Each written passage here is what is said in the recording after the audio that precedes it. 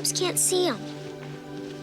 Only little kids can see them. I remember Mike Fulmer and his team were building the miniature bikes, and I think it was Tom Sanamon sculpted the kids, and he had to sculpt a little E.T. to put in the basket. Well, on his desk were these photos of E.T., and I remember looking at it going, oh my God, this is the ugliest thing I have ever seen. No one is going to see this movie.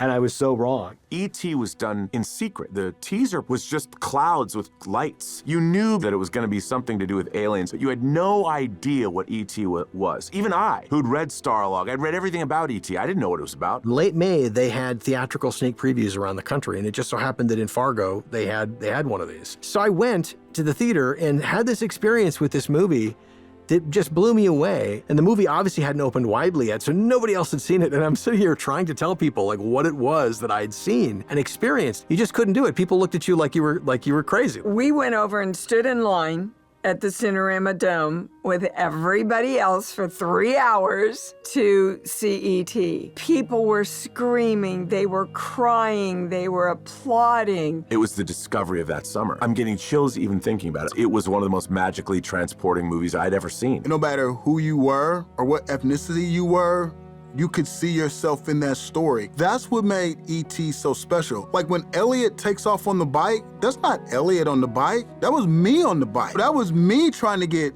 E.T. home. That's the gift that Steven Spielberg possesses. My acting teacher, who was this Cuban emigre who spoke very strangely, had seen a movie that changed his life. He said, I've seen the best performance by an actor ever. It is the E.T.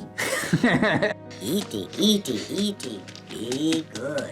And I remember being so excited because E.T. totally transported me, and I bought it. I 100% bought that this was an alien creature. You know, I know Carlo Rambaldi designed it, and an army of technicians brought him to life. For my acting teacher, who was my god at the time, they had brought to the screen the greatest performance ever. Steven asked me during the filming, he said, Dee, they're already asking me about doing a sequel.